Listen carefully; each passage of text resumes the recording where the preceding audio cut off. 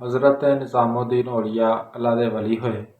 उन्हां दा एक मरीद मोची कोल गया उन्हां दी जुत्ती लैके जुत्ती गंढाउण वास्ते। जिस टाइम मोची को गया मोची ने कहा मलंगा इत्थे बह जा, मेरे को 5-7 जोड़े आ, इन्हां नूं मैं गंढ के ते फिर तेरी जुत्ती गंढ देना। जो 5-7 जोड़े गंढण तो बाद मलंग की वारी आई तो मलंग नूं मोची पुछदा पिया कि मलंगा ये जुत्ती किहदी आ। मलंग ने अगों बड़ा सोहना सवाल का जवाब दिता। उन्हें कहा ये जुत्ती रब दी आ। मोची ने कहा ओ पागल आ, कदी रब की भी जुत्ती होई? रब तो इन्हां चीज़ों तो पाक आ। उन्हें कहा जुत्ती रब दी आ। मोची ने फिर मलंग नूं पुछया जुत्ती किहदी? उन्हें कहा जुत्ती रब दी आ। तीसरी बार उन्हें पुछया, उन्हें कहा काजी की हुकूमत आ, तेरी धौन लाथी यानी गल सच्ची सच्ची दस जुत्ती किहदी आ। तो मलंग ने अगों मोची नूं जवाब दिता जुत्ती रब दी आ।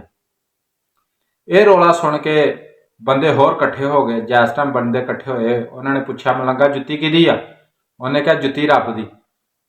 बंदियां ने फड़ के काजी को लै गए। जिस टाइम काजी को गए काजी ने पुछया हाँ भी मलंगा जुत्ती किहदी? उन्हें कहा जुत्ती रब दी है जी। उन्हें कहा वेख ला गल शरीयत के खिलाफ करदा पिया तू, तेरी धौन लाथी यानी गल सही दस जुत्ती किहदी? उन्हें कहा जुत्ती रब दी।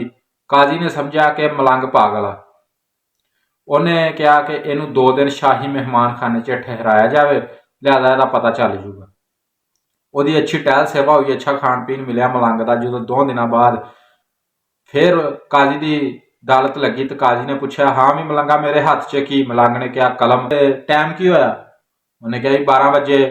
उन्हें कहा तो जुत्ती किहदी आ? उन्हें कहा जुत्ती रब दी। उन्हें कहा यार तू टाइम भी सही दसता, हाथ च जिहड़ी शै पेंसिल फड़ी या कलम फड़िया वह भी तू सही दसता, जुत्ती फिर तू रब दी दसी जांदा।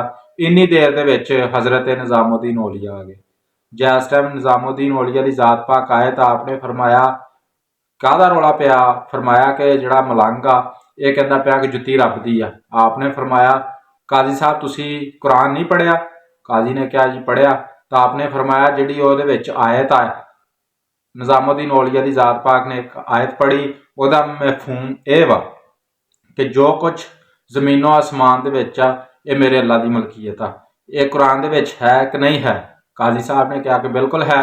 आपने फरमाया ये जमीनों आसमान दे विचों जिहड़ी मर्जी ये चीज़ कढ़ दो, जुत्ती कढ़ दो, जे तो निकलती आ तो फिर ये झूठा, जे अगर जुत्ती है वा मेरे अल्लाह की मलकीयत है वा तो फरमाया मलंग सच्चा।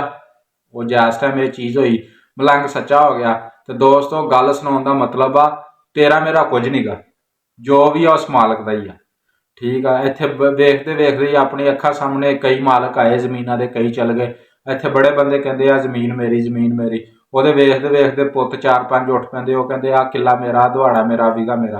तो बंदे ने तो एवं बकरिया तरह मैं लाई हुई आ भी आ मेरा साडा कुछ नहीं, जो वा उस मालक का वा। जो वीडियो चंगी लगी हो लाइक करो, शेयर करो तो चैनल नूं सबसक्राइब करो तो कमेंट दे विच अपना राय का इजहार करिए। मैं तुहाडा अपना मिठू खान।